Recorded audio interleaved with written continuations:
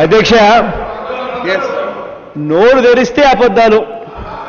చంద్రబాబు నాయుడు గారి దగ్గర నుంచి బాగా నేర్చుకున్నారు, బాగా ట్యూషన్లు మీకు ఇచ్చారు.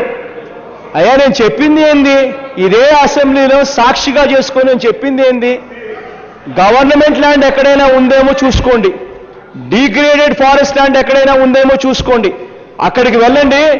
30,000 ఎకరాలు కాకపోతే 1,00,000 ఎకరాలు తీసుకోండి, తీసుకొని సింగపూర్ కాకపోతే జపాన్ కట్టండి, జపాన్ కాకపోతే అమెరికా కట్టండి, ఎవరికి అభ్యంతరాలు లేవు. అసెంబ్లీలో చెప్పాను, ఇవాళ మళ్ళీ చెప్తున్నాను అదే మాటే. కానీ బలవంతంగా రైతుల దగ్గర నుంచి వాళ్ళకి ఇష్టం లేకపోయినా 3 పంటలు 4 పంటలు పండించే భూములు లాక్కోవడం ఎంత మటుకుతారో మనం అడుగుతా ఉన్నా.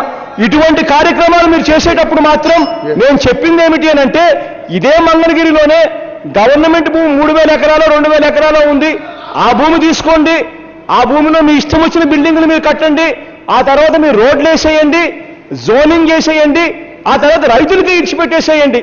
రైతులు వ్యవసాయం చేస్తారో రియల్ ఎస్టేట్ చేస్తారో రైతులకే విడిచిపెట్టండి. కానీ మీరు రైతుల భూములు లాక్కొని బలవంతంగా వాళ్ళకి ఇష్టం లేకపోయినా కానీ వాళ్ళ భూములతో నువ్వు రియల్ ఎస్టేట్ వ్యాపారం చేయడం ఎంత మడుగుతారు?